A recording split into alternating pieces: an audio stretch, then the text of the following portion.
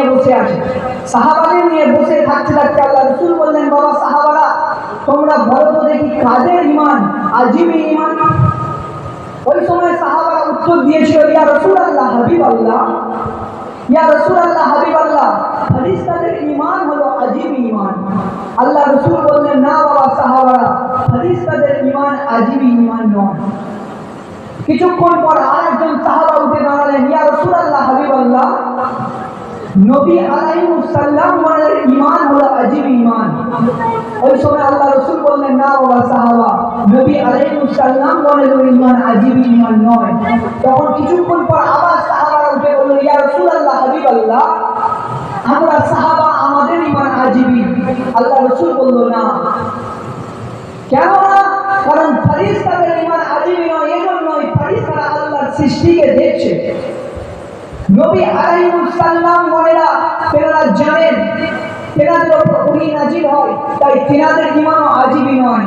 আর বাবা সাহাবা তোমাদের ঈমান আজীবী নয়, কারণ তোমরা আমি মুহাম্মদ রাসূলকে স্বচক্ষে দেখছো, তোমরা আমি মুহাম্মদ রাসূলের পিছনে নামাজ পড়ছো, তোমরা আমি মুহাম্মদ রাসূলের মুজিজা দেখছো, তোমরা আমি মুহাম্মদ রাসূলের সঙ্গে যুদ্ধের ময়দানে শামিল হয়েছো, অতএব তোমাদের ঈমান আজীবী নয়। মুসলমান ছেলেরা বাবা তরুণেরা, এমন সময় আমার নবী পাক নূরের জবান মুবারক থেকে জানিয়ে দিলেন, হে বাবা সাহাবারা, হে বাবা সাহাবারা, শুনে রেখে দাও বাবা, জেনে রেখে দাও, তোমাদের ঈমান আজীবী ঈমান নয়, ফেরেশতাদের ঈমান আজীবী ঈমান নয়, আর নবী আলাইহিস সালাম ওয়ালের ঈমান আজীবী ঈমান নয়। কেননা নবী আলাইহিস সালামের উপর ওহী নাজিল হয়, আর তোমরা সাহাবারা, তোমরা আমি রাসূলুল্লাহর পিছনে নামাজ পড়ছো, তোমরা আমার পিছনে আমার সঙ্গে যুদ্ধের ময়দানে আছো, তাদের ঈমান হলো আজীবী ঈমান। যারা কিনা আমি মুহাম্মদ রাসূলকে চোখে দেখে, যারা কিনা আমি মুহাম্মদ রাসূলের পিছনে নামাজ পড়ে, যারা কিনা আমি মুহাম্মদ রাসূলের সঙ্গে যুদ্ধের ময়দানে হাজির হয়, যারা কিনা আমি মুহাম্মদ রাসূলের মুজিজা চোখে দেখে, যারা কিনা আমি মুহাম্মদ রাসূলকে না দেখে নিজের জানের চেয়ে বেশি ভালোবেসেছে, তাদের ঈমানই হলো আজীবী ঈমান। জোরে বলেন না সুবহানাল্লাহ। তারা তো আমরা মুহাম্মদ রাসূলের সঙ্গে যুদ্ধের ময়দানে যাইনি, আমরা মুহাম্মদ রাসূলকে চোখে দেখিনি, তারপরেও নিজেদের জানের চেয়ে বেশি আমরা মুহাম্মদ রাসূলকে ভালোবাসি। জোরে বলেন সুবহানাল্লাহ। যতজন মানুষ আছেন বাপ কিছু না মনে করেন, যদি সুবহানাল্লাহ সবাই মিলে দেন প্যান্ডেল ফেটে যাবে, মানে আপনারা যতজন মিলে আছেন। তো বাবা মা, সেই নবীর মজলিসে বসেছি, কোন নবী? সেই নবীকে ভালোবাসি আমরা, সেই নবীকে ভালোবেসে এই মিলাদুন নবী মওলুদুন শরীফের মজলিসে আমরা বসেছি। আল্লাহ পাক আমার নবীকে পুরো কায়নাতের নবী করেছিল, আমার নবীকে আল্লাহ বড় নিয়ামত দিয়েছিল। আল্লাহ পাক বলেছিল, হাবিব হাবিব আপনাকে আমি দুনিয়ায় পাঠালাম, তবে হাবিব আপনাকে একটা আমি জিনিস জানিয়ে দিই। আল্লাহ রাসূল বললেন, রব্বুল আলামিন বলেন, আল্লাহ রাসূলকে আল্লাহ পাক জানালেন, হাবিব আপনি দুনিয়ায় যাবেন, দুনিয়ায় গিয়ে কিন্তু আপনি শুধু আপনার উম্মতের জন্য নবী হবেন না। কেন?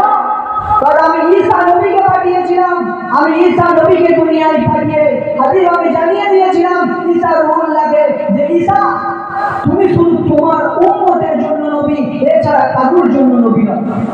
আমি মূসা নবীকে পাঠিয়েছিলাম, মূসা নবীকে আমি পাঠিয়ে বলেছিলাম যে নবী মূসা তুমি শুধু তোমার উম্মতের জন্য নবী, এছাড়া তুমি কারোর জন্য নবী নও। আমি ইসহাক নবীকে বলেছিলাম যে ইসহাক তুমি দুনিয়ায় যাবে, তুমি শুধু তোমার উম্মতের জন্য নবী হবে। ইব্রাহিমকে জানিয়েছিলাম, ইব্রাহিম তুমি দুনিয়ার জমিনে যাবে, দুনিয়ার জমিনে গিয়ে তুমি শুধু তোমার উম্মতের জন্য নবী হবে। আর হাবিব আপনাকে আমি জানিয়ে দিলাম, আপনাকে শুধু আমি দুনিয়ার নবী করিনি, আপনাকে শুধু আমি আসমানের নবী করিনি, আপনাকে শুধু আমি গাছপালা তরুলতার নবী করিনি। হাবিব আপনি যেমন উম্মতের জন্য নবী, আপনি গাছপালা তরুলতার নবী। বলেন না সুবহানাল্লাহ। হাবিব আপনি যেমন গাছপালা তরুলতার নবী, আপনি আসমানের নবী। জোরে বলেন না সুবহানাল্লাহ।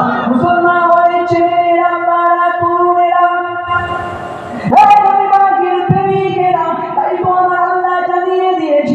হাবিব আপনি আসমানের নবী, তাই তো আমার রাসূলুল্লাহ যখন আসমানের দিকে আঙ্গুলকে ইশারা করেছিল, আসমানের চাঁদ দুটুকরো হয়ে গিয়েছিল। আমার আল্লাহ জানিয়ে দিলেন, হে আমার দোস্ত হাবিব, আপনি শুধু আসমানের নবী নন, আপনি সূর্য নবী। তাই তো আমার রাসূলুল্লাহ যখন ডুবা সূর্যকে ইশারা করেছিল, ডুবা সূর্য দুবার উঠে গিয়েছিল, আমার আল্লাহ আরো জানিয়ে দিলেন, হাবিব আপনি শুধু সূর্যের নবী নন, আপনি ফেরেশতাদের নবী, আপনি জমিন ও আসমানের নবী। হাবিব আপনাকে আমি নবীদের নবী করেছি। বলেন না সুবহানাল্লাহ। হাবিব আপনাকে আমি ফেসিলিটি দিয়েছি, আপনি হলেন আখির জামানার শেষ নবী, আপনি নবীদের নবী। কিন্তু আমার আল্লাহ সমস্ত নবীকে বলে দিয়েছিল তোমরা শুধু তোমাদের উম্মতের জন্য নবী। তো ভাইজান সেই নবীর মৌলুদুল শরীফে আমরা বসেছি, সেই নবীর আলোচনা শুনবো, আমরা দিল খুলে শুনবো, কারণ আমরা আমার রাসূলকে খুব ভালোবাসি আর আমার রাসূলও আমাদেরকে খুব ভালোবাসে। কিতাবের মধ্যে এসেছে আমার রাসূলকে শুধু যে আমরা ভালোবাসি তা নয়, আমরা যে আমার রাসূলকে ভালোবাসে এই যে মিলাদুন নবীর মজলিসে বসেছি, শুধু যে আমরা ভালোবেসে এই বাগনান এলাকার মানুষ আমরা যে শুধু ভালোবেসে আমার নবীর মজলিসে বসেছি শুধু নয়, ফেরেশতারাও আমার নবীর খুশির আলোচনা করে। বলেন না সুবহানাল্লাহ। আমার আল্লাহ পাক আমার নবীকে এত নিয়ামত দিয়েছে, আমার নবী পাক আমাদেরকে কত ভালোবাসে জানেন? শুধু যে আমরা মনে মনে ভাবছি যে আমরাই নবীকে ভালোবাসি, আমার নবী আমাদের ভালোবাসে না, তা নয় ভাইজান। আমার নবী আমাদের থেকেও বেশি ভালোবাসে। আর তাই কিতাবের মধ্যে এটা এসেছে, আম্মা জান আয়েশা সিদ্দিকা রাদিয়াল্লাহু তাআলা বর্ণনা করছেন যে একদিন আল্লাহ রাসূল সাল্লাল্লাহু আলাইহি সাল্লামের মনটা আমি বড় খুশি ফুটতে দেখলাম। আল্লাহ রাসূল সাল্লাল্লাহু আলাইহি সাল্লাম বড় আনন্দিত খুশি হয়ে আছে। কে বলছে? আল্লাহ রাসূলের স্ত্রী আম্মা জান আয়েশা সিদ্দিকা রাদিয়াল্লাহু তাআলা। তিনি বলছেন আমি দেখলাম হাবিবুল্লাহ খুব খুশির মধ্যে আছে। নবী আমাদের কত ভালোবাসে দেখে। আম্মা জান আয়েশা সিদ্দিকা বললেন আমি মুহাম্মদ রাসূলকে খুশি অবস্থায় দেখে ভাবলাম যে এই সুযোগটা আমার আর আমি আয়েশা ছাড়লে হবে না। কেন ছাড়লে হবে না? আজকে মুহাম্মদ রাসূল খুব খুশিতে আছে। তাই আম্মা জান আয়েশা সিদ্দিকা আল্লাহ রাসূলের কাছে চলে গেল, গিয়ে বললেন ইয়া রাসূলুল্লাহ হাবিবাল্লাহ, ইয়া রাসূলুল্লাহ হাবিবাল্লাহ, আমি আয়েশা আজকের দিনে আপনার থেকে একটা কিছু চাইবো, আপনি দেবেন? আল্লাহ রাসূল বললেন বলো আয়েশা, তুমি যা চাইবে আজকের দিনে আমি সেটা তোমায় দেব। ওই সময় আম্মা জান আয়েশা সিদ্দিকা রাদিয়াল্লাহু তাআলা তিনি তার স্বামী মুহাম্মদ রাসূলকে বললেন যে ইয়া রাসূলুল্লাহ হাবিবাল্লাহ, আমি আয়েশার এটা একটা চাওনা, সেই চাওয়াটা হলো আমি আয়েশা চাই ইয়া রাসূলুল্লাহ হাবিবাল্লাহ, আল্লাহর কাছে আপনি আমার জন্য হাতটা তুলে একটু দোয়া করবেন। জোরে বলবেন না সুবহানাল্লাহ। তো ওই সময় আমার রাসূলুল্লাহ বললেন ঠিক আছে আয়েশা তুমি এটা চাও। আম্মা জান আয়েশা সিদ্দিকা বললেন ইয়া রাসূলুল্লাহ হাবিবাল্লাহ, আমি আয়েশা এটা যদি আপনি দোয়া করেন আমি এতেই খুশি। কারণ আম্মা আয়েশা সিদ্দিকা জানতেন যে হাত একবার আল্লাহর দরবারে খালি হাতে ওঠে, ওই হাত কোনোদিন খালি হাতে নামে না। জোরে বলেন না। আম্মা জান আয়েশা সিদ্দিকা বললেন তখনই আমার রাসূলুল্লাহ হাতটা তুলে আল্লাহর দরবারে দোয়া করতে লাগলেন যে আল্লাহ আপনি আমার আয়েশার জীবনের জানা অজানা আগে পরে সমস্ত গুনাহকে আপনি মাফ করে দেন। আম্মা জান আয়েশা সিদ্দিকা বলছেন যখনই মুহাম্মদুর রাসূল এই দোয়াটা করেছে আমি আয়েশা খুশিতে গড়িয়ে গড়িয়ে মুহাম্মদুর রাসূলের কদমে পড়ে গেছি। বলেন না সুবহানাল্লাহ। তখন আমাকে রাসূলুল্লাহ বলছে আয়েশা তুমি এত খুশি হলে তোমার জন্য একবার এই দোয়াটা করেছি তুমি গড়িয়ে গড়িয়ে চলে আসলে। আল্লাহ রাসূলকে তখন আম্মা আয়েশা বললেন ইয়া রাসূলুল্লাহ হাবিবাল্লাহ, সত্যি আমি খুব খুশি হয়েছি।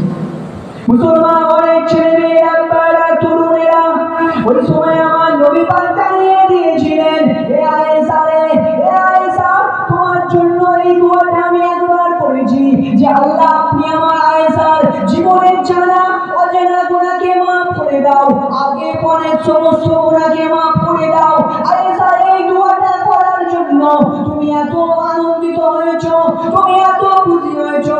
তবে আয়েশা শুনে রেখে দাও, জেনে রেখে দাও, আমি রাসূলুল্লাহ প্রতিদিন নামাজের পরে আমি রাসূলুল্লাহ প্রতিদিন নামাজের পরে মুহাম্মাদুর রাসূলুল্লাহ আমি প্রতিদিন নামাজের পরে আমি হাত দুটো তুলে আমার গুনাহগার উম্মত উম্মতিদের জন্য এই দোয়াটা করে থাকি যে আল্লাহ